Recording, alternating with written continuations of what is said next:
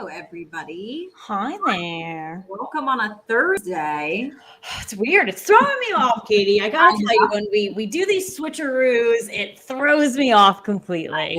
I know. I keep forgetting what day it is, but it is Thursday, and it's not our normal Wednesday for the real football fans of New Jersey, but it is Friday Eve, one day closer to Friday. So It is not Thirsty too bad. Thursday. Yes, we are Woo. joining you for Thirsty Thursday this week. Thank you guys so much for hanging out with us.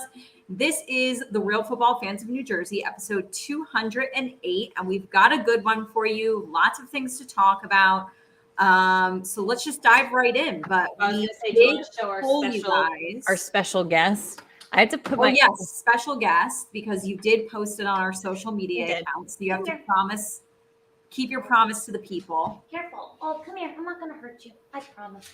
We've got dogs. Woo! Honey bear. Oh, hold on, she's fighting. Hold on. Hi, honey bear. There we go. Hi, honey bear. Oh my God, she's so beautiful. I literally can't even Say take hi. it. Hello. Hi, Pinky girl. She's a whole mood, honestly. She really is. I was showing her to all my coworkers this whole week, and they were like, she just doesn't she wants nothing to do with life right now. I was like, it's funny that you say that because she loves life. She's such a happy dog. She's a cuddly dog, but her face is just, she kind of reminds me of me. I just have a very mean looking face, but I'm actually doing great. But she's good. She's been great all week. So yeah, so this is Honey Bear. This is mine and my boyfriend's friend Matt's dog. So we watch her from time to time, and we'll have her again at the end of July. So this is not the last time you see her. So love you, honey bear. yeah. See, you get all the love. Everyone loves you. Someone said that she looked like Scooby-Doo, but Scrappy-Doo, like the little Scooby-Doo, and that made me crack up. I was like, yeah, she kind of does. So, but all right, we can get into the show now. She's like a mini guest. She's not a real guest. She won't be here the whole time, but. Aww. All right. Well, we did poll you guys on our social media accounts on Instagram and on Twitter. We had 3 good ones for you. Definitely worth debating. They were all 3 we're sort of close. We're pretty close. Yeah, they were hard questions. Yeah, and I can't remember. We might have been split on some of them, but question number 1 was, who will start more games at quarterback this season for San Fran, Trey Lance or Jimmy Garoppolo? And 62% of you said Trey Lance. Kate, who did you go with? I'm not surprised that the majority said Trey Lance. Mm-hmm. Excuse me. I actually went with Jimmy Garoppolo, though. I guess I'm still not 100% sold on them. And it's not starting like day one. It's starting the more games of the season. Yeah. I just don't think I'm 100% sold on them still putting all of their eggs in his basket. And I think that's actually good for him in his career. I think he can still kind of adapt under Jimmy G and still be a really good NFL quarterback in the future. So I just think they're going to stick with Jimmy G. If there's injuries, we know he's injury prone. He's going to get some starts, but more, I'm not 100% sold on that yet. So I went with Jimmy G as well. And the only reason I would ever say Trey Lance is if Jimmy G happens to still be traded before the season. And that's very much possible, yes. But if he is not, and he is on the 49ers, I feel as though the 49ers have quietly wanted to part ways with Jimmy Garoppolo, which I still don't understand. You win football games with him. I just don't get it. I understand. The Niners are good. I understand that he's not a top 5 quarterback. He's not even a top 10 quarterback, but he's just a good game manager. And we've seen game managers win Super Bowls. We've seen them go to the playoffs every year. We had that stretch where Andy Dalton went with the Bengals every year, year after year. You can have a game manager quarterback. You had San Fran had Alex Smith.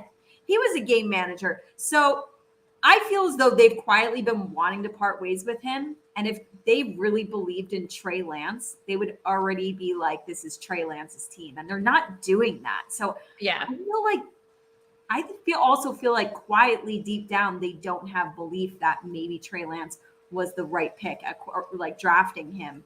I could see him never fully. I could see him being like a Jordan Love situation where both of them never fully have a starting quarterback career in the NFL.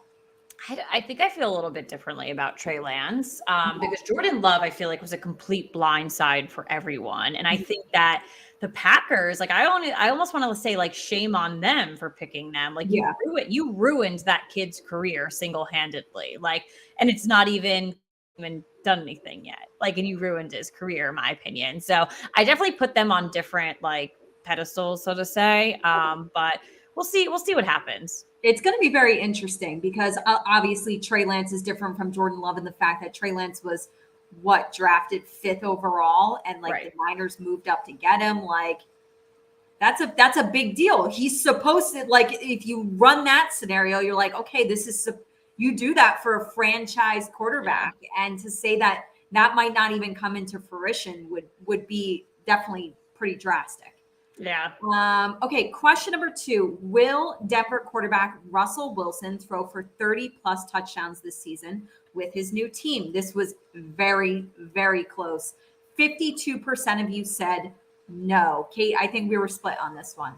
We were. And I was joking with Katie before the show because we vote on each other's polls. Like that's, to get the data. That's how we know each other's. Yeah. And I had clicked no, but I felt like I was so like, trigger happy, like, yeah. And like, I almost like wanted to take it back. And cause I wanted to actually like my gut reaction was no, but then I was like, I should have looked into it a little bit more. But I'm still sticking by what I said. I'm still going to say no on this. I think because it goes back to what I've said on a couple of episodes, like over this, past like span of, since Russell got to Denver. I don't think that right away it's going to be this miraculous thing that some people might be seeing or hoping for. I'm just not really sure with that. But then on the other side, where I can actually contradict myself, what if Russell Wilson's like the only piece of their offense moving them forward? He might be the only one scoring them touchdowns, but is it going to be a lot every single game? I don't know about that. 30 plus, I think my gut reaction for no was a good one. So, and I was happy to see that people were actually, the no's were coming in, because I was like, oh, am I the only one? Second guessing yourself. Yeah. Yeah. I actually went with yes. And yeah, this was like a hard one. You had to actually sit down and think about it. I didn't just jump to yes right away. So some stats, we just pulled them up right before the show because we were curious. Russell Wilson has played 9 seasons in the NFL. In 4 of his 9 seasons, he has thrown for 30 or more. However, which is, obviously is less than 50%. But he has done it in 3 of his last 4 seasons. Yeah. So that's enticing. And then also, like, at first you want to think like, well, he's playing in the best division in football. And like, that's going to be hard. Like, he's got to play, 6 divisional games against really tough teams, but put a spin on it. In order to even compete or possibly win any of those games, he's going to have to match Justin Herbert. He's going to have to match Patrick Mahomes and Derek Carr. He's going to have to go toe to toe with them. So I actually think that's going to help drive him to 30 plus. Yeah, I just think the data is really interesting, what you pulled up, and to see for the last 3 of the 4 years, like that's relevant data then, like it is coming out. So I think that's a really good argument, and for have that to back you up with the yes, it's turning me a little bit, but I'm still going to stay with no. But it is interesting to see that for sure. Yeah, because 3 of the last 4, it almost makes you want to, that is relevant. It makes you like, when you look at a quarterback, well, you're including his rookie year, his sophomore year. It's like, you want to throw those away. You know what I mean? So, but you're looking at like prime Russell Wilson too, which I don't know if I'd say it was 3 years ago. It'd probably be maybe more along like 5, 6 years ago, like prime Russell Wilson.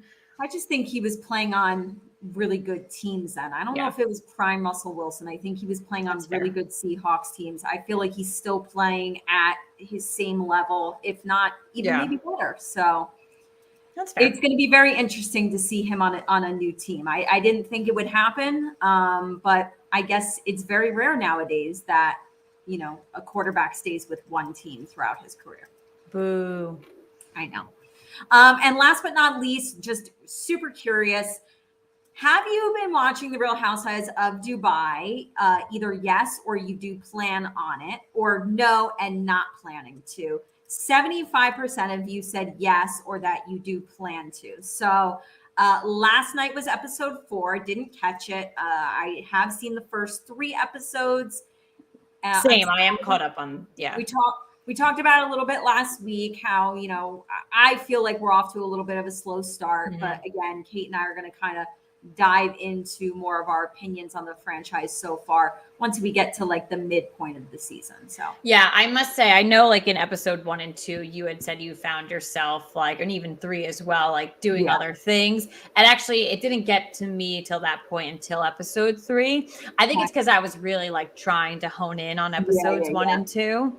But yes, episode 3, I got to tell you, there's probably parts about it that I don't remember or maybe forgot at this point. So we'll see. Yeah. Well, and like halfway through, we'll give you like a broader synopsis, but we're here. We're chugging along. See what we can do. So still trying to make it happen. Trying to make Dubai happen. We're trying, people. We're trying. There's probably some people out there that are like, we love Dubai. Honestly, after every episode that I watch of Dubai, I go on Google and I'm like, I'll either type in like Real Housewives of Dubai or episode 1 recap. And I'm expecting these articles to pop up to be like, oh, such a snooze fest. And it's not. So far, the recap episodes and the ratings and everything like that have been good and have been positive. So I don't know. It might be like our taste. Cause I gotta tell you, like, that's how I feel about like Potomac. Like everyone loves Potomac. And like I tried Potomac like years ago and I just wasn't sold on it. And maybe like we always say, maybe we should just go back from the beginning and restart it together and just watch it and see. But there's a hype, like people love it, like really love it. So I don't know. Maybe, like I said, maybe it's a taste that we have in Housewives. Like I don't know. Maybe it's just a certain thing we have. We definitely will for sure. Yeah, so those are our poll questions. Like, as always, thank you guys for engaging with us. We got a ton of votes again across Instagram and Twitter this week. We love when you guys engage with us. Speaking of engaging with us, if you are watching live on Facebook, YouTube, and the Twitter right now, please go ahead and engage with us throughout the show. Ask us questions. Give us your opinions. We're going to be talking about a lot of opinions tonight. So love to hear your opinions and everything like that. So let's go ahead and get into our big stories of the week for football. So, sorry guys, but we are starting off on a pretty sad note here, but it has to be addressed for sure. So just really sad news coming out of like the Baltimore Ravens camp, unfortunately, in one day. So 2 stories from yesterday. So this one sucks. This one hits home. Tony Siragusa, NFL defensive tackle, passed away on Wednesday at the age of 55. That is honestly so young. We all know him as Goose, also as a sideline analyst for Fox Sports from 2003 to 2015. Just a well-known household name guy, known to be really aggressive on the field, known to be aggressive in the locker room. I actually found out in, reading up on things yesterday and prepping for the show today that he was on the first ever Hard Knocks. That was that team that was on. Yeah. So that. I know I would love, that's what they were like showing, like just like snippets, not like snippets. They were writing out snippets, not actual video clips. And I was like, oh, I'd love that to be such a good catch up on. So, like I said, like household name, really upsetting. No cause of death revealed yet, but just really. Well, I did read that his father had passed away from a heart condition in his either late 40s or early 50s. And basically, I think he knew that this was something that ran in his family and it could potentially be something that he could experience himself. And that's basically what I read. He did did pass away in his sleep. Right. And so I have a feeling that it could easily be the same kind of heart condition that his father passed from. Yeah. So listening to the radio over the last 24 hours, people calling into the local radio station, whether they were friends of his, former teammates, just fans in general, nothing but loving words, everything like that. One of the things that stood out the most was saying, he was a true family guy. Fun fact, Katie and I actually spent a week next to him down the shore. We had rented a house right next to, he has a beautiful house in Literally Orkney direct Beach. next door neighbor. Right, we were next door neighbors, and we didn't speak to him, but he was just I think he waved over to our crew at one point because we all realized. You could tell, like, from what we could see, he was manning the grill. He was a family guy. Family and friends over. Yep. Just seemed like the entertainer. Yep. Like, I'm here for everybody to have a good time and to enjoy themselves. And I remember coming to the house, Kate, and you were already there, and I pulled into the driveway, and as I was walking into the house, you see him and you know who he is. Right. And sure enough, he was walking into his house at the same time. And I looked and I like immediately came inside. I was like, holy shit, the goose is our neighbor. Like, yeah. Well, that was fun because like I had got there earlier with my sister and like I went out in the back and like I locked eyes with him, but he was kind of far away. And I was like, I know that large man back there. And I like literally, and like it didn't click until like a little bit later on. And I was just like, I know you. Like, welcome to the shore house I just rented for a week. But yeah, so like when I heard like the family man like over and over, like that was true testament, like what we saw that week, just living next to him for a week. Like you're right, the entertainer, making sure everyone was okay, having a house for everyone to stay in. So that was our fun fact. And then also he owned a restaurant near us as well, right? Yeah. So that was a common run-in with a lot of people. I actually ran into him at that restaurant. I was gonna say, was like in the 3rd grade. So I've had 2 run-ins with the goose, New Jersey native. But I think what speaks volumes about him is I think it's pretty rare when you have a player that is beloved amongst all fans of all 32 teams, not just the teams that he played for, but like the goose is a household name. Whether he played for your team or not, you knew him and you loved him. He just had one of those jovial personalities that you love and are attracted to. And we were very, very heartbroken to hear this news. I know. And it sucks too, because it definitely started off kind of like rumor based. Like my brother had texted the family chat and it was like, I'm hearing some rumblings, but we couldn't really identify that it had happened. And then you get the actual like confirmation and you're just like, shit, like this sucks. So more really sad and just shocking news out of, Baltimore. Ravens offensive linebacker Jalen Ferguson died Wednesday. It was announced on Wednesday at the age of 26, literally 26 years old. Reported that he was found unresponsive, but no foul play was, suspected. They're still looking into it. 3 seasons in the NFL, coming out of Louisiana Tech, he was known as the sack daddy. So like I was looking forward to seeing what he could have produced in the NFL.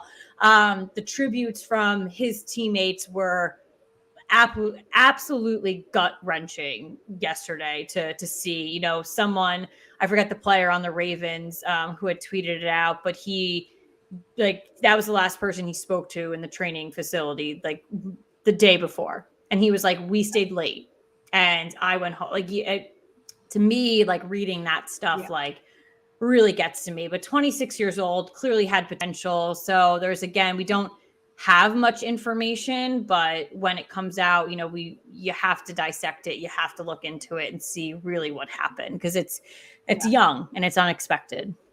Yeah, unfortunately, a lot of passings. It's been very eerie, Katie. It's been a very heartbreaking year. Yeah, with football, just as far as people that we've lost. So, thoughts with their family and their friends and their teammates, their former teammates. Right. It's been very hard in the NFL community, I would imagine. Yeah. All right, so moving on to some other news. On Tuesday, tight end Rob Gronkowski announced his retirement. I think he watched our episode of The Real Football Fans in New Jersey last week. We both predicted that he would stay. So he was like, F them, girls. I am now going to... They don't know me. So confirmed on tonight's episode that Gronk listens to The Real Football Fans in New Jersey. And he was like, nah, I'm going to retire. So he did announce his retirement after 11 seasons in the NFL, had previously retired in 2019 after 9 years with New England. but returned to join Tom Brady in Tampa Bay in 2020. Listen, we're looking at one of the greatest tight ends of all time. He ends his career with 621 catches, over 9,200 yards, and 92 touchdowns. He also won 4 Super Bowls, was a 4-time All-Pro, and selected to the NFL's 100th anniversary all-time team. For a tight end, holy guacamole, that's the guy you want. I think he already is the greatest tight end of all time. And I think it's going to be very hard for somebody in the future to beat those kind of numbers. He was a game changer. Right. And you have to remember those numbers, Gronk rarely played a full 16-game season. He was exactly injured. To put up those numbers is unbelievable. And obviously, when he retired in 2019, we were saying, hell of a career, greatest tight end of all time. Still here saying that now. Absolutely. And more. So this is just an update on everything with Deshaun Watson. But on Tuesday, it was announced that the quarterback, now with Cleveland, has reached confidential settlements with 20 out of the 24 women who filed civil lawsuits alleging he committed sexual misconduct during massage sessions. However, the NFL is still independently investigating whether he violated the league's personal conduct policy and could still be facing discipline. Watson met with league investigators in May, and the NFL has not provided a timeline on ruling. So here's my thought process on this. So if you reach a settlement, he's paying these women off. To me, that means you're guilty. If you are not guilty, you do not have to pay people off. And he is, what is his guaranteed contract for like a gazillion doll hairs? So he's got the money. If I was an average Joe, I am an average Joe, I would not be settling because I'd be like, I do not have the money to pay people off. I am going to prove to the end of my life that I am innocent because I cannot afford it. So unfortunately for me, this doesn't look good for him. This proves that he's guilty. And I will give my props right now to the 4 women who are still going after it. If something comes out later that these are not true allegations, you can come bite me. It's okay. Like, I'm totally okay with that, getting the backlash. Maybe there's always the potential that maybe individuals want more money. I don't know. But I think, Kate, I'm with you. I agree with what you're saying. So if we're wrong, then they can come back for both of us. But of course. I agree with you. I stand with you on that. Yeah, so it just looks a little weird in my opinion. I gotta say though, it looks a little weird in the NFL's eyes as well. Like, you started this, independent investigation in May, and you can't still provide anything. Like, granted, it's June 23rd, but you're the NFL. You have so many professionals. They take their sweet ass time with this. Honestly, that's why I'm saying, like, I would hold on to Baker Mayfield because I wouldn't be surprised if the NFL makes a decision or comes to a conclusion mid-season and Deshaun Watson gets shut down. So they just need such a policy change in the NFL. I think I've spoken about this early on in Real Football Fans in New Jersey. Like, their conduct, they need a conduct person, just to be the voice of reason. Like, you're an idiot. You're an idiot. Why does it take an NFL coach like Tom Coughlin to tell Plaxico Burress, you're an idiot, get off my team? But then the NFL, if Tom Coughlin didn't say you're an idiot, they would have been like, yeah, you could stay in the NFL. You shot yourself in the leg in the nightclub.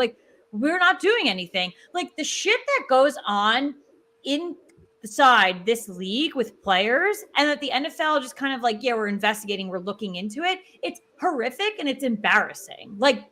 I think I've always had a dream to work for the NFL, but kind of when I look at it now, I'm like, what are you guys doing? What does it really, what does this brand really mean to you? Because I don't know. I don't know.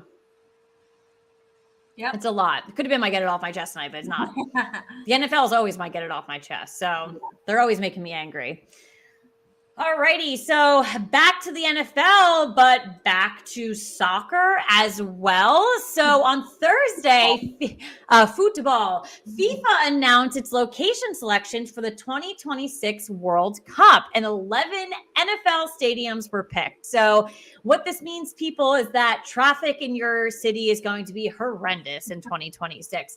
The stadiums are Atlanta, Houston, Miami, Philadelphia, Seattle, Kansas City, Dallas, New England, San Francisco, the Jets and the Giants, so New Jersey technically, and the Rams and the Chargers, so Los Angeles. They're all going to host World Cup games. Baltimore, Cincinnati, Tennessee, and Denver all attempted to host the games in their stadiums, but they were not selected. So this is huge. I am actually hoping that like a semifinal or a final is in MetLife for my boyfriend's sake, because he wants to go and he'll pay the stupid money and go see it. But I guess I feel like I saw something that was like, it was a funny tweet it was like the Philadelphia soccer team, and they were like, congrats to all the hosting stadiums, and it was like except for Dallas. So I thought that was funny. So the world against Dallas still on this one. But listen, it's bringing soccer to America and making it popular they're really, really trying. Like I see the efforts, like all this stuff. So bringing this into NFL stadiums, you're going to just attract it even more. So it's pretty cool to see this, in my opinion. No, it's great. I think it's exciting. And yeah, to see MetLife Stadium, obviously a part of that is really cool. And I think, there's definitely going to be a lot of people super excited about it. So yeah, we should put our houses on Airbnb for if we're there, we will make a fortune. People did that when the Super Bowl was in MetLife. Smart. I always told my parents, like after that happened, I was like, you guys would have made a freaking fortune. Like literally, you could have had like 30 people living in that house for that Super Bowl. Would have made bank. Yeah. But it is what it is. But if you are watching and you live in the area, you can totally rent your house out when it comes to it. And this is hot off the press, our last hot topic for the evening. We're going over to we're going to high school, college football, but technically college here. So we have a commitment from quarterback Archie Manning. We have been following this for a very long time now. There is a commitment. He has committed today to the University of Texas. So Archie actually made the announcement himself via his. He doesn't go by Archie. That's his grandpa. He goes by Arch.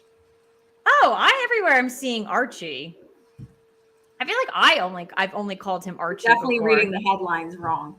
Oh, I don't know. I'm like, maybe I just honestly just refer to him as, I don't know, whatever. Yeah. But I like Archie better. Whatever, Arch. Arch. Well, honestly, I'm gonna say whatever Arch, because I'm not really happy with him right now because he chose the University of Texas. So yes, he did make his announcement on Twitter earlier today, but as we know, as of today, Alabama, Georgia, and Texas were in the hunt as his top picks, as he just visited all three of those schools over the last couple of weeks. So it seems like this really came down to the wire. All three head coaches have made statements on the individual. I obviously looked at Nick Saban's. It's really good. Still very complimentary of the young player. And he is definitely, was the number one person being looked at going into college, to be honest. So, but yeah, so I'm just bleh, in my opinion, but it's whatever. We'll see. Maybe in 4 or 5 years, he will be a New York Giant. And that's the only way that he'll make up for this. So, but all love to him, all love to the Manning family. I'm sure they're like, what the heck? You didn't pick an SEC team, but he did what he did. And I know Katie and I were talking about, beforehand the show with, Texas has been kind of meh for a while. Maybe he can change that. Yeah, and I'm not a big college football fan, but I'm definitely excited to see this young man play. Like I will be watching some Texas football games. Oh, well, I'm ready to see him play some college football. Well, they play Alabama on the 10th, so their season will be good for one game, and then of September, I think. I'm ready. I'm ready to watch it. I guess I am as well. All right. Well, let's get into our second story of the week in the world of football. It is NFL Quick Hot Opinions. We're looking at this one specific article that came out on Friday that Bucky Brooks wrote for NFL.com, where he looked at the 10. I can't believe there's 10 of them. I feel like that's a lot. I did not realize that. We've got 10 new NFL head coaches this season, and he basically ranked them by who is in the best position to enjoy immediate success and who will face the most challenging task in their first year. So we're going to give you his rankings. They are in order from least favorable to most favorable. So at number 10, he's saying that this is going to be the most challenging task. He is giving that to Houston's Lovie Smith. At number 9, we have Chicago's Matt Eberflus. At 8, we have Jacksonville's Doug Peterson. 7, we have the Giants' Brian Daboll. 6, we have Minnesota's Kevin O'Connell. 5, Miami's Mike McDaniel. 4, Denver's Nathaniel Hackett. At number 3, we have New Orleans' Dennis Allen. 2, Las Vegas's Josh McDaniels. And at 1, the most favorable, can enjoy immediate success, Tampa Bay's Todd Bowles. So it's definitely an interesting list. Like I said, we're used to having a whole crew of new NFL head coaches. Mm-hmm. 10 is definitely up there, though. And so we are going to give you our top 3 favorable picks and then 1 pick for who we think has the toughest job ahead of him. So why don't we start with that? Why don't we say who we think has the toughest task? Well, I have to admit that I actually screwed this up a little bit. I read into it a little bit differently, but I'll correct myself. The least the last one I did it's fine. I think it's, I don't know, in my opinion, it should be the same one across the board. I did agree with Houston's Lovie Smith. So yeah, I agree with Lovie Smith as well. I kind of wrote that I think out of all these new head coaches, he has the worst quarterback to work with out of the bunch in Davis Mills. No stars on that roster. I think this will be the worst team in football this season. Yeah. Mark my words. So where I screwed this up, so I'll be fully transparent. I understand now, the success factor, immediate success. I was truly thinking of it of really liking that pick to that team. So that's kind of where my head is at. So I'll give my natural responses of what I normally picked, but I'll also save face and actually pick it for the real reason. Okay. Because now I was as you were and I read the article too, and I was yeah, and now I'm such a dumbass. I read it so incorrectly, but so I don't want people to think my answers are stupid because they actually probably are stupid. Well, why don't you just say who you think is gonna have immediate success? Just pick 3 and say it. Okay, so immediate success. I do think it's Todd Bowles. I do think it's Mike McDaniel, and then I think Josh McDaniels as well. And I actually don't. The only one that I originally picked on my list for in my opinion, a likable, favorable pick was Todd Bowles. Josh McDaniels.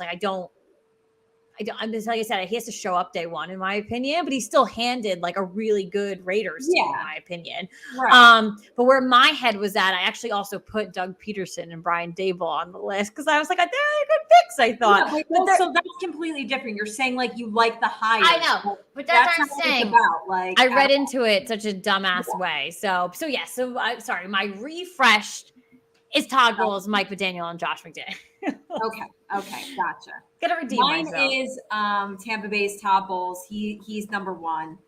Then I'm also going to say Las Vegas's Josh McDaniels because they're the only other team besides Tampa Bay to have made the playoffs last year. And then I'm also throwing in Denver's Nathaniel Hackett because I think he has the second best quarterback to work with out of the group, obviously behind Todd Bowles and Tom Brady. So those are my 3. That's fair. All right. We get a lot of opinions, and like I said earlier, a lot of opinions on this episode. So if you're watching, give us your opinions. We always love to hear that. So moving into the big stories of the week for Housewives, we're providing more opinions here because we've got news. 3 new Housewives franchises are reportedly coming to Peacock. And of course, to Peacock, we hate Peacock. So Katie and I are watching these 3 new franchises. I'll tell you that. So reports have come out that there could be 3 new Housewives franchises coming to Peacock in late 2022, which... Listen, we're already in June of 2022, so we're getting to the later end of it. And early 2023, the new cities would include Nashville, Scottsdale, and Whittier. Did I pronounce that correctly? Yeah. Winnetka. Oh, Winnetka, whatever. Winnetka. I was going to say, I'm going to pronounce something correctly one time on this show. And that just goes to show you people, it's people's names and cities. Yeah, it's none of it's good. None of it's good. So apparently Nashville is almost complete. So that's like shocking news. Because we had been talking about this for a little while. When I read this, I was like, wait a minute. I thought these were still just like rumors. Yeah. Scottsdale is in casting right now, and Winnetka has wrapped filming for season 1. So it's like, these are real. Like it's really happening. So I know Winnetka is supposed to air alongside Real Housewives of Miami in the fall of 2022, while the other 2 franchises was most likely premiere in 2023. So what are our thoughts about these franchises only going to Peacock? I know we have a ton of thoughts about this. Mm-hmm. And then what about the thoughts on the cities? And then, any U.S. city you'd nominate for a new franchise. But I mean, Peacock wants to like jump into the Housewives world and kind of claim their own franchises. But I think starting 3 new ones essentially almost at the same exact time is very aggressive. That's like a recipe for disaster. I actually know that they've had success with airing Miami, which only airs on Peacock. Apparently they had success with that. That's great. I feel like it's like they got a little bit of success and now they're just diving in like head deep with 3 new franchises. I find that completely unnecessary. Who are the producers there? One is good, maybe 2, but 3 is just aggressive to me. And then as far as the cities go, Nashville, I know people always want to see Nashville. I would watch that one. Scottsdale, obviously, I know there's a lot of money there. Winnetka, I'll be honest, I had to Google where the hell is Winnetka. It is in Illinois, so I guess it's a suburb of Illinois, which obviously, they're no offense to our Illinois, but it's funny that I don't know. It's funny that Winnetka is the one that's gonna air first. Because I feel like there are a lot of people who would also be like, I don't know where that is. Where is that? I had no idea. There's not much known about it. But they're going to go for it, I guess. So I don't know. I mean, honestly, the Peacock thing is annoying.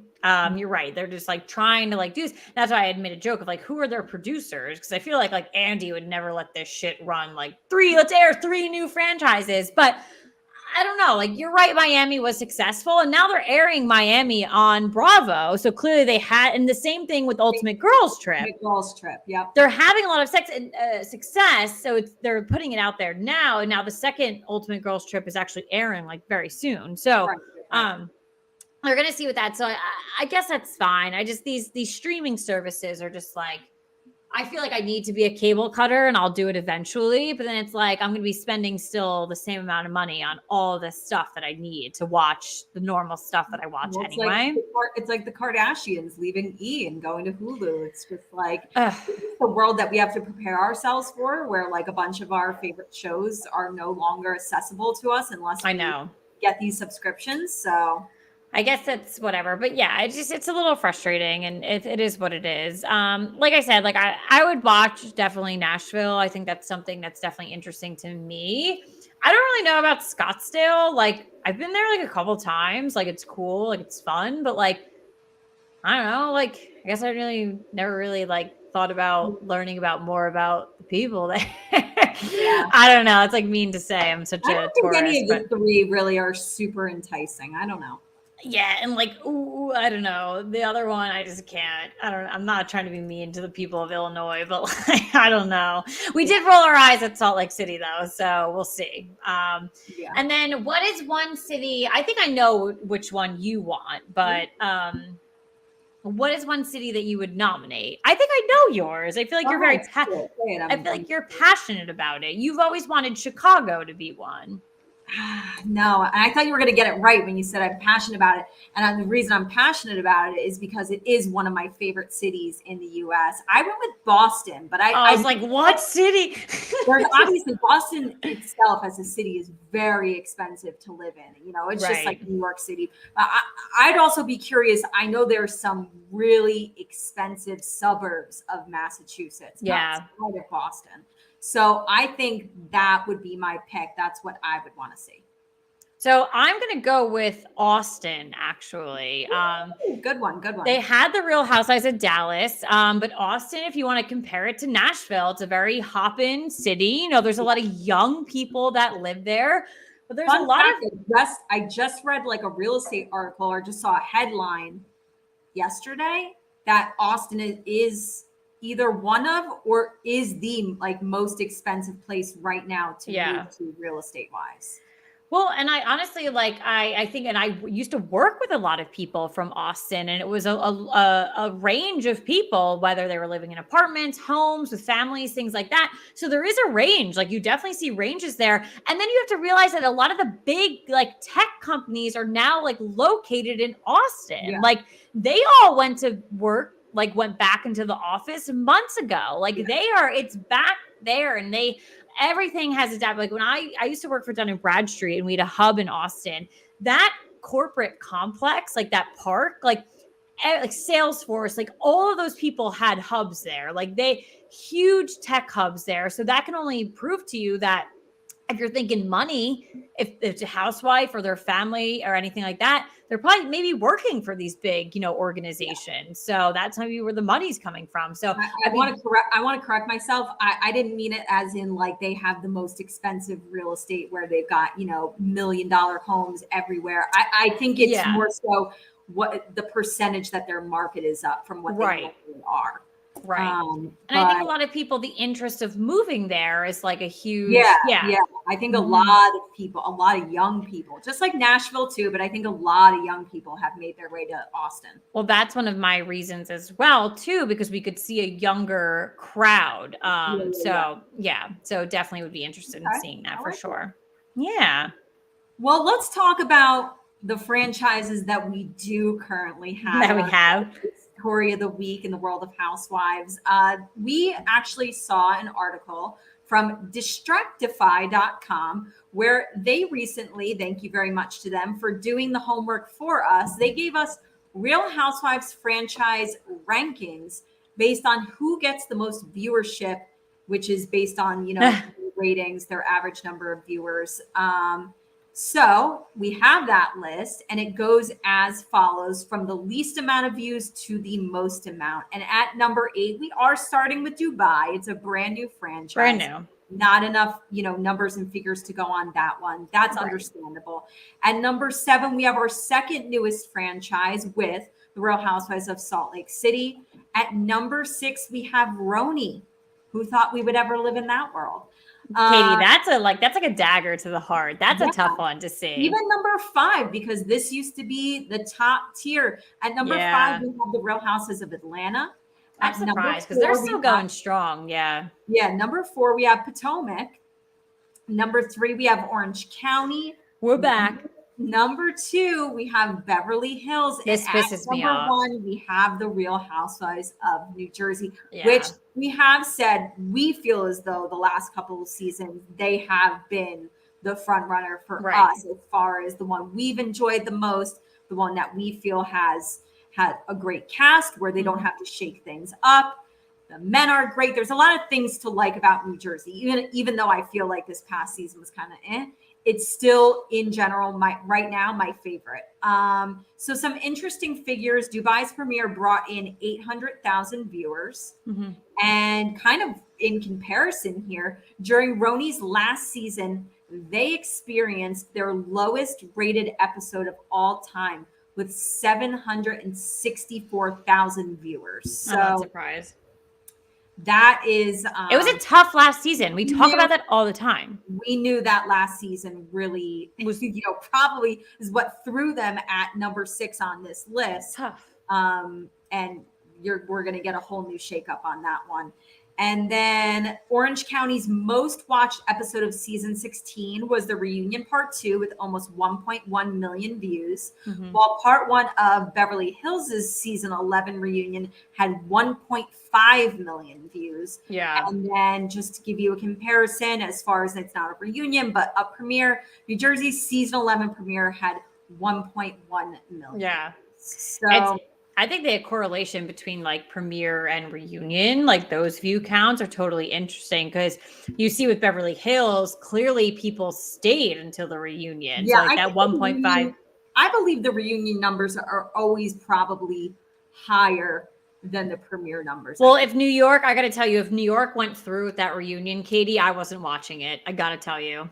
Yeah, honestly, I always promised that I was going to finish watching that season, and I never did. I don't think I watched the last in episode. a million years thought that I would just skip out on not just Gold, but any show that I watched just mid-season. Like, that's how bad it was. I don't think I watched the last episode. I feel like I have to go back and see. I don't think I did, but it was bad. I think I must have missed like maybe 6 episodes, honestly. Oh, I definitely got a little further.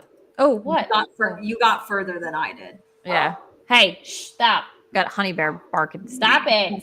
I don't know what she's barking at. She's in my room. You can't even see. I know she is. I think that she's getting a little aggressive. She's voicing her opinion. She's letting the world know. So you heard it here first on Real RFFNJ. Honey Bear does not like the Real Housewives of New York. So triggered her a little bit there. Hey, what are you barking at? Stop. We're not allowed to have dogs in my complex. I get nervous. Oh, really? No, they're going to take her away. They're going to arrest Honey Bear. She can come to my house. Hey, what are you barking at, silly girl? All right, she's back. Don't worry, people. She's back. She's okay. You good? All right. Alrighty, so let's move over to our game for the evening.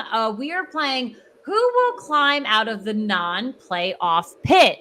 So last week, Katie's best friend, Adam Shine, wrote an article for NFL.com where he assessed which team was most likely going to end their playoff drought. So we've got 9 teams right now that are facing a little bit of a drought. Some teams a little better than others. Others a little kind of scary. They're droughts. So we'll go ahead and say them. So entering the 22 season, this is the drought that we have. Of at least 3 seasons. That's what we did. Sorry, that's what Adam Shine did. So the New York Jets are 11 seasons. The Denver Broncos are 6 seasons. The Detroit Lions, 5 seasons. Which I want to say for them, good for her. Everyone always says they're bad. 5 seasons isn't bad, so good for you guys. Miami, 5 seasons. The New York Giants, 5 seasons. The Atlanta Falcons, 4 seasons. The Carolina Panthers, 4 seasons. We're seeing a very 4 seasons trend here. The Jacksonville Jaguars, 4 seasons. And then the Los Angeles Chargers, to me, it's kind of surprising, but 3 seasons out of the playoffs. But I do think a lot with like Phillip Rivers. Like I feel like he was always that person to like, he was almost like an Andy Dalton. Take him, nothing. Take him, nothing. Take nothing. He just couldn't really do anything like that. So we are going to rank the 9 teams with number 1 being most likely to end the playoff drought. And then we're going to compare it to what Adam's list is. So do you want to read ours first or go to Adam's list first? I actually didn't want to spoil it for myself. So I actually didn't look at his yet. Why don't we say his? Okay. I'm going to find out now. Oh, I don't know if I did that great. Oh, no, we're kind of, okay. I did okay. Not that his is correct, people, but. All right, so he went with, starting with number 1, most likely to end it. The Chargers. Number 2, Miami. Number 3, Denver. Number 4, Jacksonville. All right. Number 5, the Giants. Number 6, the Lions. 7, Carolina. 8, the Jets, and 9, Atlanta.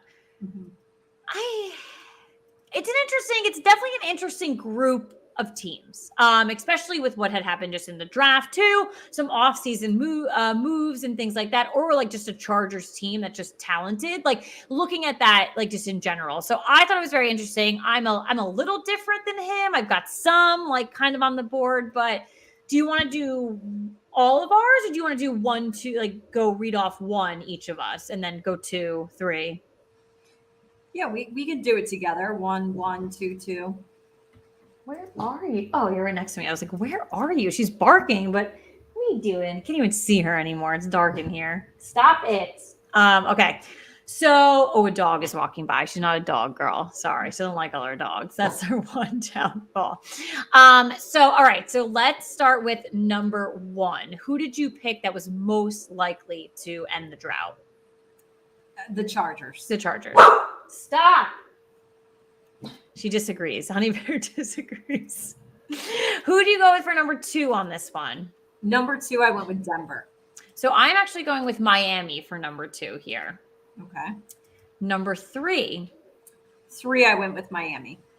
So I feel a little discouraged because Adam Shine put him so far at the end, and I actually thought I was being really nice to this team when I shit on them on the regular. I actually went with Atlanta at number 3. Wow. Okay. I know. Yeah. So everyone out there, Atlanta, I normally am not very nice, but I was nice this evening. But it was very discouraging 3 seconds ago. And I just read Adam Shine's list and he put them at number 9. Number 4, who do you have? I went with Detroit. This is where I put Denver. I put Denver at number 4 here. Okay. Number 5. 5, I'm the same with Adam on this one. I went with the Giants. Same. 3. The stars aligned. I think that's a good thing. I like being at number 5. I'm not like ashamed by it. I think it's I think it's good for us. So 5 seasons in a drought. We're number 5 in this list. Maybe it'll be a thing this year. We'll get out of that drought. I don't know. All right, number 6. 6, I have Jacksonville. I went with Detroit at number 6. Okay. Number 7. 7, I have Carolina. I went with the New York Jets for number 7. 8. 8, I have the Jets. And we swapped. I have Carolina. And then number 9. 9, I agreed with Adam. I feel really stupid now. In his final 3 and my final 3 of Carolina, the Jets, and then at 9, I have Atlanta. Taking a sip because I feel dumb contemplating back on my thing. I went with Jacksonville. I feel like that was I don't know, but both of you had them earlier on. So I mean, he had them at number 4. I thought that was pretty shocking in my opinion. I had them at 6. And honestly, I have a couple of notes, which I have a reason for Jacksonville. Yeah. Couple notes here. In the article, Adam Shine mentioned that this list majorly drops off from the first 3 teams. And I agree. I didn't have the same order that he did. Yeah. But I do have the Chargers, Denver, and Miami in the top 3, and so did he. And he said that he didn't think anyone after the top 3 actually has a realistic shot at the playoffs. I agree with that statement. Okay. The reason I had Detroit at 4, just outside of the top 3, is they do have a veteran quarterback. And I know a lot of people are very critical of Jared Goff, and I understand that, but he is a veteran quarterback that has won in this league before. And I did like their draft with Hutchinson and wide receiver Jameson Williams. So I think those are good pieces that they've added. Teams like the New York Giants and Jacksonville, they jumped the list over others simply because of their divisions that they play in. I think Jacksonville plays in a poor division. And I think the Giants, although I wouldn't say it's at like a poor division, because we had 2 teams, go to the playoffs last year. And I do think that Dallas and Philly could go again. I just think the NFC East is like anytime you think that the one team is going to win it, another team does. And nobody ever wins it consecutively. So that's why I threw the Giants and Jacksonville kind of in the middle of my pack. And then I think that there still is hope that Carolina could bring someone else in at quarterback this offseason. Could be Baker Mayfield, could be Jimmy Garoppolo. If that's the case, that kind of changes things. And that's kind of why I put them above the Jets and the Falcons. Yeah. Okay. I think that's fair. All fair. All fair in love and playoff football. Playoff foosball. Yeah, no, and definitely more opinions. Yes. So it is the point of the night where we get it off our chest. Positive, negative, football, housewives, life, whatever you want. Caitlin, why don't you kick it off and go first? Absolutely. So I had sent Katie this piece of information. As I don't know where the source was from, but it is factual, and I think there's been some rumblings like over the past like couple weeks, month or two, or whatever. Basically that the New York Giants are, not going to do anything with Darius Slayton until like that final day coming up, and if that's it. He's just off the team. They're just going to release him from the team and that's it. So like right now they'll see if people come after him. They're not going to try to extend him themselves. So it was interesting because I had sent that to Katie and I was like, you know what? It's weird to see that the Giants aren't actually physically trying with him, making an effort. It's just like, if someone comes to us in the next couple of weeks, cool. But once the deadline's there, bye, like ta-ta for now. So I think that's weird in my opinion that they're not like actually trying. Could be wrong. Who knows? Maybe they are. But it seemed what we had seen the report, it was like there was no effort going on whatsoever. And then this entire week and even last week, all I've been really seeing around like Giants Twitter and like from analysts and certain things like that is that the Giants should add another wide receiver to their list. You have you have Darius Slayton. And when I look at the list and the guys on our roster, I'm thinking back to when Darius Slayton and Daniel Jones had their moment and they were clicking and they were such a really awesome quarterback wide receiver duo. And you look at Kenny Galladay, you look at Kadarius Toney, you look at Sterling Shepard, who else really clicked with Daniel Jones? No one. Kadarius Toney and Kenny Galladay didn't do anything last year. Kenny Galladay didn't score a touchdown. And Sterling Shepard's obviously there. He's holding up the team. He's like the last guy everyone knows, like OG Giants, everything like that. But to me, Darius Slayton is your guy that had a relationship with Daniel Jones on the field, had that connection. And now you're just, you want to get rid of him, or you just want to have no effort in him staying on the team. And then I read analysts' opinions. They need to bring another wide receiver into the mix. Like, I don't know. It just rubs me the wrong way. And I'm kind of questioning it. So I question it on two factors. Why do we need a wide receiver? The room is full. Work with what we got. We just drafted one as well. We brought in, actually, I think we brought in one too in either free agency or whatever was going on. Work with what you got. That's cool. And then, like, why not try to keep what you have already? And especially a guy that had a connection with Daniel Jones. So to me, it seems a little bit weird, but definitely might get it off my chest. He's not my number one guy on the New York Giants. Like, I wouldn't die for Darius Slayton, but this situation just seems a little weird for me. So I hear you. Yeah. I agree with you. I think if he wanted like absurd money, I would understand it, but right. I think you could keep him on the cheap. But I guess that's just not going to happen. So we've got to prepare ourselves to say bye to Darius, unfortunately. I guess so. And then we'll bring in another what wide receiver are we bringing in? Like who? Right, who? Like, that's my other argument. Like, who the hell are you? Yeah. Mine just goes into something we talked about earlier in the show as far as Rob Gronkowski's retirement for the second time.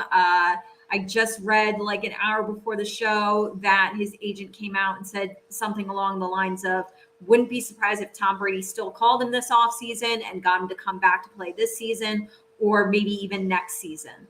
And so your own agent is saying this. You're the boy who cried wolf. Like, nobody, not even your agent buys it. I just think it's annoying at this point. I think Kate and I always kind of mutually get a little bit annoyed when somebody retires and then they change their minds and they come back.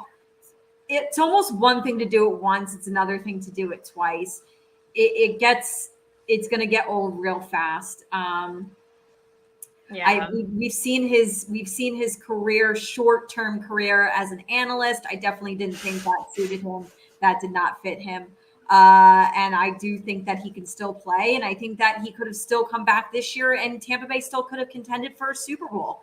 Yeah. But to each their own. I think if this is the second time you're doing it, at this point, just stay retired. Yeah. Enjoy retirement. Hats off to you. Like we said, we were giving You're you young. like, I think you're the greatest tight end of all time. Congrats. That's awesome. But I think if this is the second time you're doing this, stay put. But I agree with the agent. Like, would it surprise me if he came back? No. Do I think he should come back? No. Let's be done with it. Call it a day. Call it a career, and let us celebrate your career. You know what I mean? Like, we already did it once. Now we're doing it twice. We're not going to do it a third time. Like, I'm sorry. It's just over at that point. Yeah, you're already going to the Hall of Fame. Like, relax. Like, you're good. Like, we'll see you in Cannes. Like, we're good. Like, it's annoying. Get it off my chest. No, and I get it. Like, I think it's very much annoying. Like, I even thought it was annoying, like, when Brett Favre did it, and that was 800 years ago. Like, it's like, really? Like, but in them nowadays, we're kind of seeing it a little bit more, but just, I don't know. Move on. We're good. It's not always like a drama, like an episode of a drama here. Like, it's not the Housewives, Gronk. Like, come on, let's go. Alrighty. Well, as always, want to give you things that you do not want to miss. Obviously, if you are watching us live right now, if you're a basketball fan, the draft is on, so go tune into that. Katie's struggling. She wants to go see who's getting those Duke players for sure. So don't miss Real Housewives Atlanta is on at Sunday at 8 p.m. Beverly Hills Wednesdays at 8 p.m. Dubai is also on Wednesdays at 9 p.m. Funny enough, I was going to say, I'll catch it after the show tonight. It was yesterday. It's Thursday. But I can. Hopefully it is on demand, so I can probably watch it after this. But yeah, that's what you're going to miss. You don't want to miss. Keep, looking at our social media channels for all updates in regards to the NFL, Housewives, everything like that. We truly appreciate you guys tuning in week after week live on Facebook, YouTube, and the Twitter. We are on all of your favorite podcast outlets, so you can always tune in there if you do not catch us on the live stream. But as always, thank you guys so much. It's Thursday. It's Friday Eve. Almost the weekend. Go enjoy your weekend, and we will catch you next time. Good night. Cheers and good night.